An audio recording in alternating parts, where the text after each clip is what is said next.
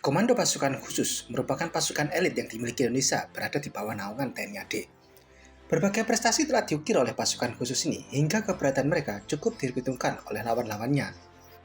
Pasukan Baret Merah ini memiliki segudang pengalaman operasi. Salah satunya adalah sebuah kisah saat sebuah regu Baret Merah berhasil menangkap agen yang diduga sebagai pemasok senjata ke organisasi Papua Merdeka (OPM) melalui Papua Nugini pada tahun 1980-an. Operasi khusus ini bermula pada tanggal 2 Oktober 1984, di saat pos TNI yang berada di Muara Tami, Kabupaten Jayapura, diserang segerombolan anggota organisasi Papua Merdeka. Kontak senjata pun terjadi antara 16 personel TNI yang berasal dari Batalion 712 Kodam Merdeka dengan gerombolan OPM yang menyerang. Alhasil, seorang anggota OPM tewas tertembak.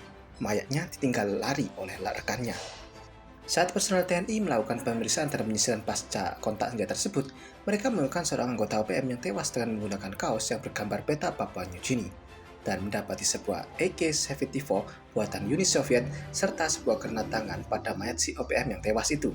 Senapan dan granat tersebut ditemukan dalam keadaan masih baru. Penemuan sepucuk senapan dan granat baru itu menimbulkan berbagai pertanyaan. Nama aku Bapak Akmin yang akan jadi host kalian. Hari ini kita akan membahas tentang pasukan senjata yang diterima oleh OPM dan dari mana asalnya. Inilah channel Bangsa Indonesia.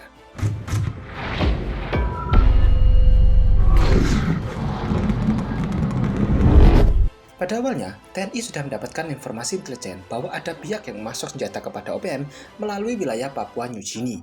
Saat hal itu dipertanyakan ke pemerintah Papua New Guinea, mereka menjawab tak tahu menahu mengenai hal tersebut. Begitu juga pihak Australia, yang juga diduga memberikan dukungan persenjataan kepada OPM. Pihak Australia tetap menyanggah keterlibatan mereka dalam memasok senjata tersebut. Kemudian, Pangdam Cendrawasih saat itu, Brigjen Raja Kamil Sembiring Meliala, mendapat laporan intelijen bahwa beberapa kali ada helikopter yang datang dengan pintu terbuka di dekat kamp lintas batas di Blackwater dekat Vanimo, Papua New Guinea. Helikopter tersebut menurunkan bahan makanan juga peti-peti panjang yang diduga berisi senjata. Dari informasi intelijen juga, TNI mendapat laporan bahwa penumpang helikopter yang berkulit putih ikut dalam helikopter tersebut. Artinya, bukan orang Papua ataupun Papua New Guinea yang terlibat dalam memasok senjata kepada OPM. Kemungkinan terbesar adanya pengiriman senjata oleh pihak asing kepada OPM memang tidak dapat dipungkiri, tetapi kecurigaan itu harus dapat dibuktikan. Pangdam Cendrawasih kemudian melaporkan masalah ini ke Mabes ABRI. Panglima ABRI saat itu, Jenderal LB Mordani, memutuskan untuk mengambil langkah sendiri untuk mengidentifikasi siapa dan negara mana yang melakukan hal itu. Langkah yang diambil Jenderal LB Mordani ialah dengan cara menyusupkan pasukan komando masuk ke wilayah Papua New Guinea tanpa permisi ataupun diketahui oleh otoritas Papua New Guinea. Tugas tersebut kemudian dipercayakan kepada Satuan 81 Kopasanda yang dipimpin oleh Mayor Infanteri Prabowo Subianto. Sasaran mereka adalah suatu lokasi di wilayah Papua New Guinea, sekitar 50 km dari tapal batas perbatasan dengan Indonesia. Pasukan ini berangkat dari Jayapura dengan helikopter, kemudian sampai jatuh tempat dan melanjutkan misi dengan perahu karet agar tidak terdeteksi otoritas Papua New Guinea. Perjalanan dini hari yang dilakukan dengan menggunakan perahu karet menuju lokasi sasaran terhadang oleh besarnya ombak di perairan Papua New Guinea, hingga membuat seorang anggota Kopasanda terluka cukup parah untuk mempertahankan perahu dari terjangan ombak. Akhirnya, satuan Kopassus ini berhasil sampai titik pendaratan dan langsung bergerak menuju lokasi sasaran. Pasukan komando ini segera mencari tempat-tempat yang dicurigai sebagai lokasi penimbunan pasukan senjata, tetapi hasilnya nihil. Tugas operasi tentu saja belum selesai. Mereka harus bisa mendapatkan bukti seperti perintah dari Jakarta. Mereka pun melanjutkan operasi khusus tersebut. Setelah menunggu selama 2 hari 2 malam, akhirnya mangsa yang ditunggu pun muncul dengan cara sembunyi-sembunyi.